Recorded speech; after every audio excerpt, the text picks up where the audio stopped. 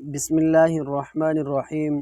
رسول مقبول صلی اللہ علیہ وسلم نے فرمایا کہ جو شخص میری امت کے فائدے کے واسطے دین کے کام کی 40 حدیثیں سنائے گا اور حفظ کرے گا، خدا تعالیٰ اس کو قیامت کے دن عالموں اور شہیدوں کی جماعت میں اٹھائے گا اور فرمائے گا کہ جس دروازے سے چاہے جنت میں داخل ہو جاؤ۔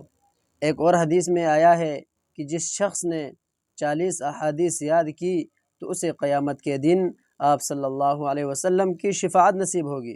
محترم بھائیو، یہ دنیا کی جو زندگی ہے یہ عارضی زندگی ہے۔ وَمَا هَذِهِ الْحَيَاةُ الدُّنْيَا إِلَّا لَهْوٌ وَلَعِبٌ۔ مومن کا جو اصل گھر ہے وہ جنت ہے۔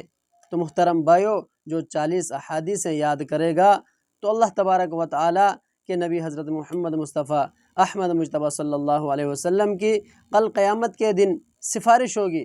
پیارے آقا صلی اللہ علیہ وسلم کی سفارش ہوگی تو اللہ تبارک و تعالی مجھے اور آپ کو جنت میں داخل فرمائیں گے، اور جنت کا جو گھر ہے وہ ہمیشگی کا گھر ہے۔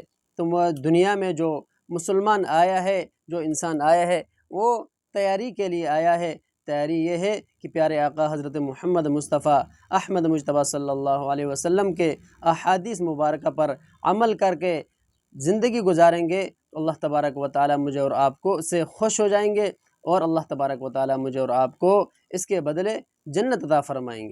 تو آج سب سے پہلے حدیث مبارکہ پڑھتے ہیں۔ اس عمل سے، نیت سے پڑھتے ہیں کہ ہم جو حدیث مبارکہ پڑھیں گے اس کو یاد بھی کریں گے، اس کو حفظ بھی کریں گے، اور اس پر عمل کرنے کی کوشش بھی کریں گے۔